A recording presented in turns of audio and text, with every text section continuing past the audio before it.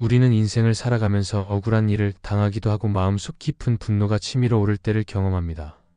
그 순간 마음을 다스리지 못하면 말과 행동으로 상처를 주고 결국 더 큰 아픔을 만들게 됩니다. 억울함과 분노는 누구나 느낄 수 있는 감정이지만 그것을 어떻게 다루느냐에 따라 우리의 삶의 방향이 달라집니다. 믿는 사람에게는 이때 하나님의 말씀이 가장 확실한 붙잡음이 됩니다. 말씀은 우리의 마음을 지켜주고 억울함 속에서도 낙심하지 않게 하며 분노 속에서도 죄에 넘어가지 않도록 이끌어줍니다. 하나님의 말씀을 붙드는 순간 우리는 상황을 새롭게 바라보고 마음에 참된 평안을 얻을 수 있습니다. 오늘은 억울하고 분할 때 붙잡아야 할 말씀에 대해 살펴보겠습니다. 첫째, 잠언 4장 23절의 말씀을 붙잡으세요. 잠언 4장 23절은 무릇 지킬 만한 것보다 더욱 내 마음을 지키라. 생명의 근원이 이에서 남이니라 라고 말씀합니다. 이 구절은 억울하고 분한 일을 당할 때 우리가 무엇보다도 먼저 지켜야 할 것이 마음임을 강조합니다. 사람은 억울한 일을 겪을 때 감정이 쉽게 흔들리고 마음속에서 분노와 원망이 일어나기 마련입니다. 그러나 하나님은 그런 순간에도 마음을 잃지 말고 지켜야 한다고 말씀하십니다. 왜냐하면 마음이 무너지면 그로 인해 말과 행동이 따라 무너지기 때문입니다. 억울한 상황을 겪을 때 우리는 보통 상대에게 따지고 싶고 그 억울함을 당장 풀고 싶어 합니다.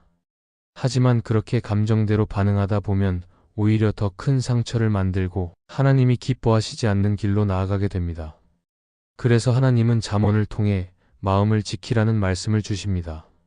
마음을 지킨다는 것은 억지로 감정을 누르는 것이 아니라 하나님께 내 마음을 맡기고 말씀 안에서 다스림을 받는 것을 의미합니다.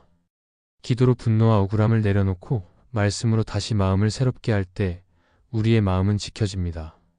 성경의 많은 인물들도 억울한 일을 경험했습니다. 요셉은 형들에게 팔려 애굽의 종이 되었을 때 극심한 억울함을 느꼈을 것입니다. 그러나 그는 그 억울함에 휘둘리지 않고 하나님을 바라보며 마음을 지켰습니다. 그 결과 그는 형들을 용서할 수 있었고 하나님의 선하신 계획을 이루는 도구가 될 수 있었습니다. 다윗 역시 사울에게 이유 없이 쫓기며 생명의 위협을 당했습니다. 그러나 다윗은 하나님 앞에서 자신의 마음을 지켰습니다. 억울함을 토로하되 폭소하지 않고 하나님의 때를 기다렸습니다. 결국 하나님은 그의 마음을 붙들어 왕의 자리에 세우셨습니다. 이처럼 마음을 지키는 것은 억울함을 이기는 첫걸음입니다. 현실 속에서도 마음을 지키는 일은 너무 중요합니다. 직장에서 억울한 평가를 받거나 가정에서 이해받지 못하는 상황이 생기거나 관계 속에서 억울하게 오해를 받을 때 우리는 마음이 크게 흔들립니다. 그때 마음을 지키지 못하면 말로 분노를 쏟아내거나 행동으로 상처를 남기게 됩니다. 그러나 하나님께서 말씀하신 대로 마음을 지키면 억울함이 우리를 무너지게 만들지 못합니다.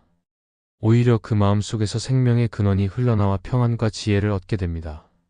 마음을 지키기 위해서는 먼저 하나님과의 교제가 필요합니다. 억울한 마음을 하나님께 아뢰고 말씀을 묵상하며 마음을 새롭게 해야 합니다.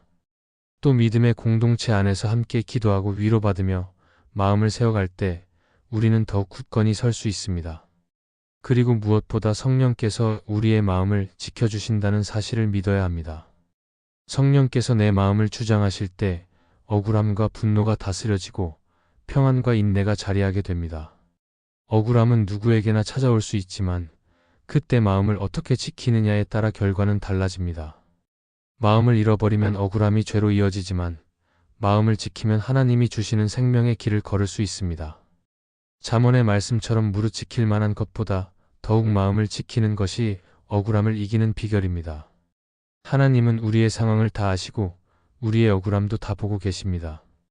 그러므로 억울한 일을 겪을 때마다 잠언 4장 23절의 말씀을 붙잡고 하나님 안에서 마음을 지키는 성도가 되기를 소망합니다. 둘째, 전도서 3장 17절의 말씀을 붙잡으세요. 전도서 3장 17절은 내가 내 마음속으로 이르기를 의인과 악인을 하나님이 심판하시리니 이는 모든 소망이 있고 모든 일이 이룰 때가 있음이라 하였노라 라고 말씀합니다. 이 말씀은 억울하고 분한 상황에서 우리가 꼭 기억해야 할 하나님의 약속을 전해줍니다. 사람의 눈에는 불의한 일이 이기는 것처럼 보이고 이로운 자가 억울함을 당하는 것처럼 보여도 하나님은 모든 것을 보고 계시며 반드시 공의롭게 심판하신다는 사실입니다. 그래서 성도는 억울함을 스스로 풀려고 하거나 분노로 맞서려 하기보다 하나님의 때와 공의를 기다리는 태도를 가져야 합니다. 우리의 삶에는 억울한 일이 자주 찾아옵니다. 직장에서 성실하게 일했음에도 불구하고 잘못된 평가를 받을 수 있고, 관계 속에서 선하게 대했는데 오해를 받으며 상처를 당할 수 있습니다. 심지어 교회 공동체 안에서도 자신의 진심이 왜곡되거나 인정받지 못하는 상황이 생길 수 있습니다. 이런 때 우리는 곧바로 분노가 치밀고 억울함을 풀고 싶은 마음에 휘둘리게 됩니다. 하지만 성경은 하나님께서 모든 일을 심판하신다고 말씀합니다. 사람의 말과 평가가 최종이 아니라 하나님의 판단이 최종이라는 것입니다. 그러므로 억울할수록 하나님의 때를 바라보고 마음을 지켜야 합니다. 다니엘의 삶은 이 말씀을 잘 보여줍니다. 그는 바벨론에서 믿음을 지키며 충성스럽게 살았음에도 불구하고 정적들의 모함으로 인해 사자굴에 던져지는 억울한 일을 겪었습니다. 다니엘이 당한 억울함은 단순한 오해가 아니라 목숨을 잃을 수도 있는 치명적인 상황이었습니다. 그러나 다니엘은 억울함을 풀려고 분노하거나 변명하지 않았습니다. 그는 평소 하던 대로 하루 3번 하나님께 기도하며 자신을 맡겼습니다. 하나님은 그 기도를 들으시고 사자의 입을 막으셨으며 오히려 다니엘을 모함한 자들이 심판을 받게 하셨습니다. 이는 전도서의 말씀처럼 의인과 악인을 하나님께서 반드시 심판하신다는 사실을 보여주는 놀라운 사건입니다. 우리의 현실에서도 억울한 상황이 반복될 때가 있습니다. 사람은 때로 불완전하고 세상은 불의하기 때문에 정의가 즉시 이루어지지 않는 것처럼 보입니다. 그러나 하나님은 모든 것을 아시고 모든 일을 제때에 이루십니다. 억울할 때 우리가 해야 할 일은 억울함에 매이지 않고 하나님께 맡기는 것입니다. 하나님의 때는 우리의 생각과 다를 수 있지만 가장 정확하고 선한 때에 이루어집니다. 그러므로 분노와 억울함에 휘둘리지 않고 인내하며 기다리는 것이 필요합니다. 하나님의 심판을 믿는다는 것은 단순히 나중에 하늘나라에서만 이루어지는 보상을 말하는 것이 아닙니다. 지금 이 땅에서도 하나님은 때로는 억울한 자를 높이시고 불의한 자를 낮추십니다. 그리고 그 과정을 통해 우리의 믿음을 더욱 연단하십니다. 기다림 속에서 우리는 하나님을 더욱 의지하게 되고 억울함을 넘어서는 영적인 성숙을 경험하게 됩니다. 하나님은 우리가 억울함 속에서도 끝까지 믿음을 지키며 인내하기를 원하십니다. 전도서의 말씀은 억울한 일을 겪는 우리에게 2가지 확신을 줍니다. 첫째는 하나님께서 반드시 심판하신다는 확신입니다. 그 어떤 불의도 하나님의 눈을 피할 수 없습니다. 둘째는 하나님의 때가 있다는 확신입니다. 지금은 이해할 수 없어도 하나님의 계획 속에서 모든 일이 제 자리를 찾게 됩니다. 이 확신을 붙들면 억울함 속에서도 평안을 누릴 수 있습니다. 그러므로 억울한 일을 당했을 때 우리는 분노와 복수심을 내려놓고 전도서 3장 17절의 말씀을 마음에 새겨야 합니다. 하나님이 의인과 악인을 반드시 심판하신다는 이 말씀을 붙잡으면 억울한 순간에도 흔들리지 않고 믿음으로 서 있을 수 있습니다. 우리의 억울함을 아시고 공의로 다스리시는 하나님께 삶을 맡길 때 우리는 억울함을 이기고 하나님의 영광을 드러내는 사람이 될 수 있습니다. 셋째, 로마서 12장 21절의 말씀을 붙잡으세요. 로마서 12장 21절은 악에게 지지 말고 선으로 악을 이기라라고 말씀합니다. 억울하고 분할 때 우리의 마음은 본능적으로 똑같이 되갚고 싶은 마음으로 가득 차게 됩니다. 그러나 하나님은 그 순간에 악을 악으로 갚지 말고 선으로 이기라고 말씀하십니다. 이는 인간적인 본능을 넘어서는 하나님의 지혜이자 억울함을 다루는 가장 거룩한 방법입니다. 우리가 억울한 상황에 서게 되면 보통 상대의 잘못을 그대로 되돌려주고 싶은 유혹에 빠집니다. 그러나 그렇게 한다면 결국 똑같은 악의 순환 속에 갇히게 됩니다. 미움은 미움을 낳고 분노는 또 다른 분노를 불러오기 때문입니다. 하나님은 우리가 이 악의 고리를 끊는 자로 서기를 원하십니다. 악을 똑같이 갚는 것이 아니라 선으로 대응할 때 그 악은 더 이상 힘을 쓰지 못하게 됩니다. 억울함을 참아내고 선을 선택하는 것이 결코 쉬운 일은 아니지만 이것이 바로 하나님이 원하시는 길입니다. 이 말씀을 떠올리면 스데반의 이야기가 생각납니다. 그는 초대 교회에서 복음을 담대히 전하다가 돌에 맞아 죽는 억울한 일을 당했습니다. 그러나 그 순간 스데반은 분노하거나 저주하지 않았습니다. 오히려 무릎을 꿇고 하나님께 기도하며 주여 이 죄를 그들에게 돌리지 마옵소서라고 고백했습니다. 그는 억울함 속에서도 선으로 악을 이기는 길을 선택했습니다. 스데반의 기도는 단순히 자기 의지로 나온 것이 아니라 성령의 능력으로 나온 선의 실천이었습니다. 그의 순교는 많은 사람들에게 복음의 씨앗이 되었고, 심지어 옆에서 그 장면을 지켜보던 사울에게도 깊은 흔적을 남겼습니다. 훗날 바울이 되어 복음을 전하게 된 것에는 스데반의 선한 기도가 큰 영향을 주었다고 할 수 있습니다. 이처럼 억울한 상황 속에서 선으로 대응하는 기도와 행동은 단지 한 개인의 삶을 넘어 하나님의 역사를 이루는 통로가 됩니다. 우리의 삶 속에서도 비슷한 순간이 있습니다. 억울하게 오해를 당하거나 이유 없이 비난을 받으면 마음이 분노로 가득 찹니다. 하지만 그때 로마서 12장 21절의 말씀을 붙잡고 선을 택한다면 상황은 달라질 수 있습니다. 억울한 일을 참아내고 오히려 축복하는 말을 선택할 때 하나님은 그 선을 통해 놀라운 일을 이루십니다. 상대방의 마음을 변화시키기도 하고 무엇보다 우리의 마음을 자유롭게 하십니다. 억울함에 묶여있는 사람은 계속 고통받지만 선을 선택한 사람은 억울함에서 벗어나 하나님의 평안을 누리게 됩니다. 악을 선으로 이기는 것은 또한 믿음의 시험입니다. 우리의 힘으로는 결코 쉽지 않기에 하나님께서 주시는 은혜를 의지해야만 가능합니다. 기도하지 않으면 우리는 분노에 지고 맙니다. 그러나 하나님께 마음을 올려드리고 성령의 도우심을 구하면 선으로 악을 이길 수 있는 힘을 얻게 됩니다. 이 과정에서 우리는 하나님을 더욱 의지하게 되고 신앙은 더 깊어집니다. 억울함 속에서도 선을 택하는 순간 우리는 그리스도의 제자로서의 삶을 증명하게 됩니다. 또한 선으로 악을 이기는 삶은 주변 사람들에게 강한 증거가 됩니다. 보통 사람들은 억울한 일을 당하면 화내고 되갚으려 합니다.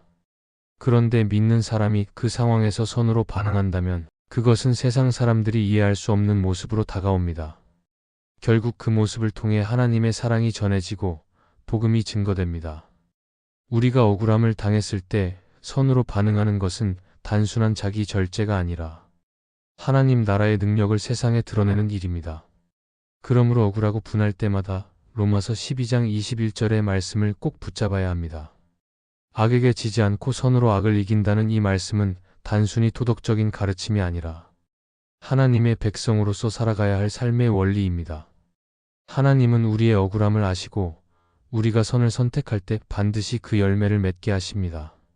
스데반이 돌에 맞아 죽는 억울함 속에서도 선을 선택했을 때 하나님의 역사가 일어난 것처럼 우리도 억울한 상황 속에서 선으로 대응할 때 하나님의 뜻이 드러나게 됩니다.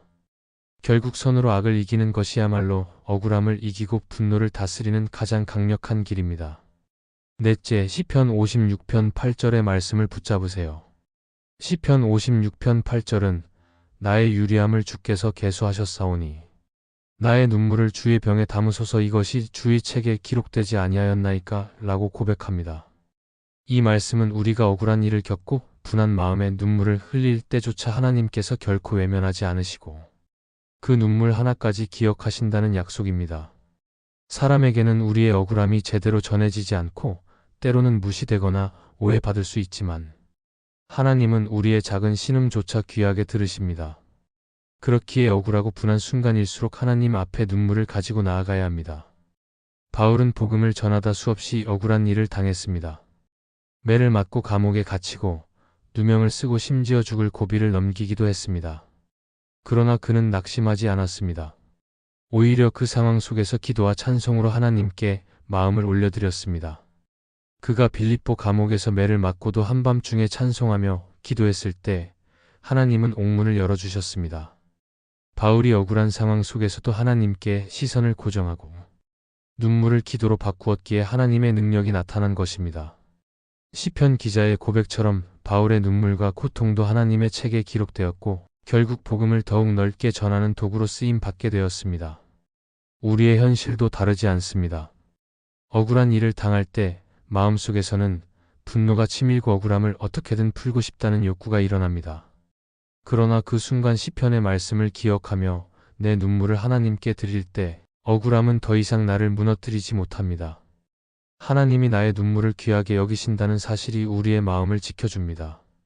사람에게는 이해받지 못하는 순간에도 하나님은 나의 모든 사정을 아시고 그 눈물을 소중히 담아두십니다. 이 믿음이 있을 때 우리는 억울한 상황 속에서도 마음을 잃지 않고 견뎌낼 수 있습니다. 팀 켈러는 그의 책 기도에서 이렇게 말했습니다. 하나님께 기도하는 것은 단순히 우리의 필요를 전달하는 행위가 아니라 하나님께 나 자신을 내어 맡기는 신뢰의 고백이다. 억울함 속에서 흘린 눈물을 하나님께 올려드린다는 것은 바로 이 신뢰의 고백입니다. 내 힘으로는 억울함을 풀 수 없지만 하나님께서 나의 눈물까지 기억하시고 언젠가 반드시 갚아주신다는 믿음을 품는 것입니다. 이때 기도는 단순한 위로가 아니라 삶을 붙들어주는 능력이 됩니다. 시편 기자가 눈물을 하나님께 드렸듯이 우리도 눈물로 기도할 수 있습니다. 억울하고 분한 일을 억지로 삼키는 것이 아니라 눈물을 가지고 하나님 앞에 쏟아내는 것입니다. 그때 하나님은 우리의 마음을 치유하시고 억울함을 이길 힘을 주십니다. 눈물은 약함의 표시가 아니라 하나님께서 일하시는 자리로 우리를 인도하는 신앙의 통로가 됩니다. 눈물을 기도로 바꾸는 사람은 억울함에 사로잡히지 않고 오히려 더 깊은 믿음으로 나아가게 됩니다. 그러므로 억울한 순간마다 시편 56편 8절의 말씀을 붙잡아야 합니다. 우리의 눈물은 결코 헛되지 않으며 하나님은 그 눈물을 귀하게 여기십니다. 사람의 눈에는 아무 의미 없어 보이는 눈물 한 방울도 하나님의 손에 담길 때에는 영원한 기록이 됩니다. 하나님께서 우리의 눈물을 기억하시고 언젠가 반드시 공의로 응답하실 것을 믿을 때 우리는 억울함을 이길 수 있습니다. 결국 눈물을 기도로 바꾸는 것이 하나님이 원하시는 길이며 이 길을 걸어가는 자는 하나님께서 주시는 위로와 승리를 경험하게 될 것입니다. 억울하고 분한 상황은 누구에게나 찾아옵니다. 그때 우리의 마음은 쉽게 흔들리고 분노와 절망에 사로잡히기 쉽습니다. 그러나 하나님은 말씀을 통해 우리에게 길을 보여주십니다. 잠언의 말씀처럼 마음을 지키고 전도서의 말씀처럼 하나님의 때를 기다리며 로마서의 말씀처럼 선으로 악을 이기고 시편의 말씀처럼 눈물을 하나님께 올려드릴 때 우리는 억울함을 넘어설 수 있습니다. 기도와 말씀은 억울함을 단순히 참고 버티게 하는 힘이 아니라 상황을 새롭게 바라보게 하고 마음에 참된 평안을 주는 능력입니다. 우리가 억울할수록 말씀을 더 굳게 붙잡고 눈물을 기도로 바꾸며 하나님의 공의와 위로를 신뢰해야 합니다. 결국 말씀을 붙드는 삶은 억울함 속에서도 무너지지 않게 하고 오히려 하나님을 더 깊이 경험하게 합니다. 오늘 이 말씀을 마음에 새기고 억울하고 분한 순간마다 하나님께로 나아가 말씀을 붙드는 성도가 되기를 소망합니다. 이 말씀이 마음의 은혜가 되셨다면 좋아요와 구독으로 함께 해주세요. 그리고 댓글에 아멘이라고 남겨주시면 하나님의 은혜가 더 많은 사람들에게 전해질 것입니다. 여러분의 삶 위에 하나님의 은혜가 언제나 함께 하시기를 바랍니다. 감사합니다.